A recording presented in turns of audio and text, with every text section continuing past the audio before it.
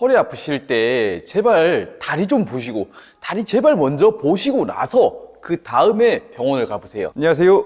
차 선생님입니다. 자, 허리가 아프실 때 우리가 많은 분들이 무조건적으로 병원 먼저 찾는데, 병원을 찾기 이전에 우리는 다리를 먼저 보셔야 돼요. 그 이유 중에 하나가, 제가 영상들을 여러 개 깔아놨는데 그 영상들을 보시다 보면 공통적으로 이야기 드리는 부분이 하나 있습니다. 뭐냐면 내 발가락에 대한 부분, 그리고 내 무릎에 대한 위치점 두 개를 보라는 이야기를 좀 많이 하고 있는데, 자, 쉽게 설명드려서 오다리라는 관점 뭔지 아시죠? 그리고 X자 다리 뭔지 아시죠? 오다리 같은 경우는 내 무릎과 무릎 사이가 벌어진 상태의 O자 형식을 만들고 있다고 해서 오다리라고 표현을 하고요. 그리고 X자 다리 같은 경우는 발은 11자인데 내 무릎이 안짝으로 자꾸 쏠리고 있다고 해서 안짱다리라고도 불리기도 하고요. 그리고 X자 다리라고 불리기도 합니다. 네, 무쪼록 이렇게 오다리 아니면 X자 다리, 안짱다리가 만들어졌을 때는 결국에는 내 몸에서 기둥점, 즉 밑에 있는 1층에 대한 구간들이 다 무너진 거예요. 하나의 건물로 이야기를 쳤을 때는 3층에 대한 건물이 있다고 쳤을 때 1층이 딱 무너졌어요. 그러면 2층, 3층은 과연 건실하게 올라갈 수 있을까요? 아니면 부실하게 부서져 내릴까요? 네, 이렇게만 생각을 해봐도 1층이 무너졌을 때는 결국에는 2층, 3층은 말할 것도 없이 무너져 내릴 것이에요. 그런데도 많은 사람들이 오다리가 무슨 허리랑 연관이 있을까? 그리고 안짱다리가 무슨 허리와 연관이 있을까 싶어서 그거는 하나의 그냥 내 결과물, 그러니까 결과값이라고 생각을 많이들 하시는데, 결과값에 대한 거를 무시하게 됐을 때는 큰 재앙을 일으킬 수밖에 없어요. 왜냐면 우리가 허리가 아파서 병원을 갔을 때 할 수 있는 그 진료 구간들을 한번 살펴볼게요. 첫 번째로는 침 치료가 있을 거고요. 두 번째로는 물리 치료가 있을 거고요. 그리고 세 번째로는 시술이 있을 거고, 네 번째로는 수술이 있을 거예요. 자, 그럼 이 네 개에 대한 구간들은 다 어떻게 해주냐면 허리에 대해서 압박을 시켜주는 거예요. 즉 무슨 말이냐면, 허리가 안 좋다는 이유로 허리 하나만을 바라보고서 관점을 가져가는 것이에요. 그러다 보니까 병원을 다녀오셔도 똑같이 하시는 말씀이 저는 아직도 아파요. 그리고 저는 매일 물리치료를 받고 있는데도 불구하고 계속 아파요 라고 이야기할 수밖에 없는 게, 밑에 1층에 대한 구간들이 다 사라졌는데 2층, 3층이 올곧게 선다면 그게 이상한 거 아닐까요?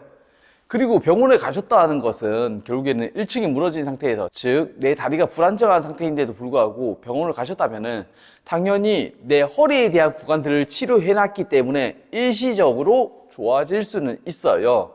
단지 시간이 지남에 따라서 내 다리가 문제가 있었기 때문에 그걸 타고서 계속 안 좋아지는 방향밖에 없고 절대 좋아질 수는 없습니다. 자, 그래서 누누이 말씀을 드리지만 허리 디스크 한 번 수술로 끝이 나시는 분은 없습니다. 무조건 한 번 수술하면 두 번, 세 번, 네 번까지는 간다고 생각을 하시고 나서 수술에 임하시길 좀 부탁드리고 싶고, 자, 수술이라는 것은 결국에 의사분들께서 수술을 해주시는 것이지 그 이후에 어떠한 사후 관리를 해야 되는지에 대한 구체적인 명쾌한 해답이 없습니다.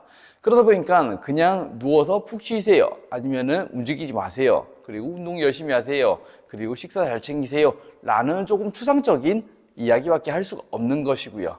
그러한 이유로 수술을 하겠다 말겠다에 대한 결정권은 언제 하셔야 되냐면, 내가 정말 A부터 Z까지 다 해봤음에도 불구하고 해결이 안 보인다.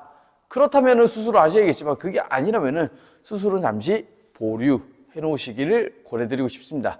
자, 그리고 제가 지금 온라인 코칭으로 1대1 코칭을 하고 있는데, 이렇게 온라인으로 통해서도 해결이 되는 양상들을 많이 볼 수가 있고, 온라인으로 이게 어떻게 해결이 될까라고 의구심을 품고 직접 몸이라는 것은 봐야 하지 않을까라는 생각을 많이들 가지실 텐데, 몸을 매일같이 보다 보면은 하나에 대한 정형화된 패턴이라는 게 있어요. 즉 무슨 말이냐면, 자, 우리가 걸어 다닐 때 왼발이 나갔다 가정할게요. 그럼 어떤 손이 나갈까요? 네, 이건 안 봐도 비디오듯이 오른손이 나가야지만 우리 몸은 잘 걸을 수가 있고, 왼발이 나갔는데 왼손이 앞으로 나간다 가정할게요. 그러면 내 몸은 중심을 잃게 돼요. 자, 이러한 패턴들이 우리 몸에는 중간중간에 숨어 있어요.